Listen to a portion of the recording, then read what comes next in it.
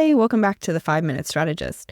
Today, we're moving on to the operations side of your business. And the first piece of the operations puzzle that we're going to look at is your team.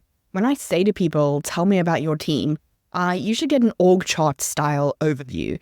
Small businesses, because we don't have a formal HR function or we're working with a lot of contractors, we can drop some of the more formal team review processes as well. And while that's not ideal, it's also not something we can fix today in 5 minutes.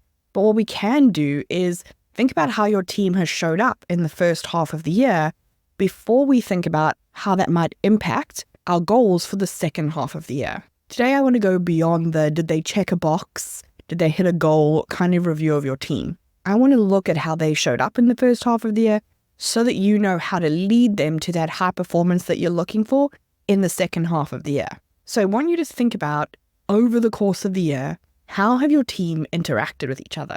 Think about how they communicate as a group. Think about how individuals communicate with each other.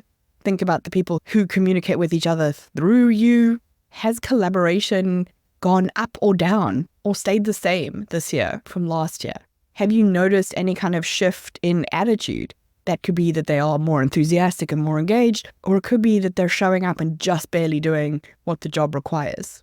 These are the sorts of behavioral cues that tell you that there are some underlying issues going on and that performance could be being impacted. But in order to figure out the root cause of what is going on with your team, you first have to notice what is going on with your team. Once you've noticed these little nuances, I want you to think about how they connect into your business results. So if you're seeing collaboration go up, for example, you might see turnaround times on projects coming down. If you're seeing an increase in conflict, you could notice that people are less engaged, they participate less in meetings.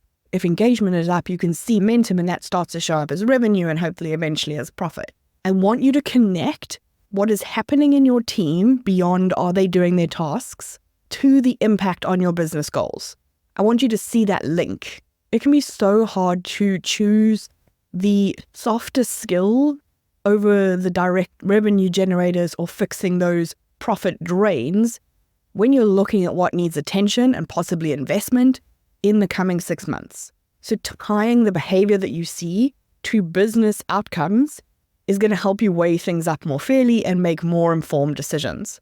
When it comes time to fix, quote unquote, the problems, we need to find the root cause, or you're only going to treat the symptoms and those are going to come back as soon as you stop treating them. Some of the big factors that can impact your team's performance and behavior are under your control. The 3 biggies are leadership style, culture, and capacity and resources. Leadership, we did a whole episode on that last week, so I don't want to spend time revisiting it. Culture is this intangible thing, so I want you to think about it. Imagine it as the air that surrounds your team. Is it light and inviting or suffocating and toxic? If you've got positive culture, that's where you see collaboration and innovation and performance. Whereas toxic culture, you start to see low morale, conflict, lots of turnover in your team. And if you don't like what you see, check yourself first. Are you living up to the core values and the culture that you're trying to instill?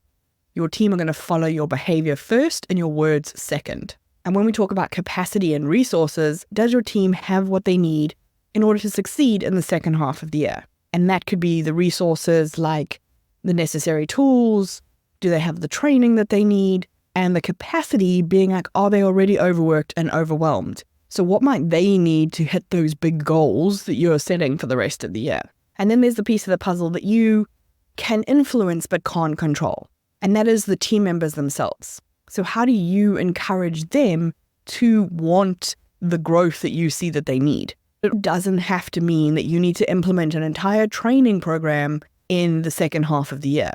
But if you're encouraging them to spend time that they're getting paid to work for you developing at something, that shows them that you're serious about their long-term future and not just the job at hand. If you're seeing some not so great behaviors sneaking in, you might want to consider some team sessions on communication style or conflict resolution or some team bonding. And I know the team bonding does not have to include cringy, trustful sessions. Team bonding can happen naturally through the business as well. If you need to brainstorm with the team on new ideas for how we can deliver a particular offer, If you have that brainstorm and it's properly facilitated and everyone gets their turn and everyone participates and that yields an idea, everybody gets behind that idea because they were involved in it. And then they want to work together on it. Your team play a really big role in the success of your business. They speak to your clients, they work with your systems, and they build your processes. It's not enough to make sure that they're just hitting targets. You can hit targets when you're unhappy, burnt out, and demotivated. Your potential is only unlocked in the right environment. And that's what you're looking for. So what have you noticed about your team's performance and behavior? And what might you need to do for the rest of the year to build on that or improve it?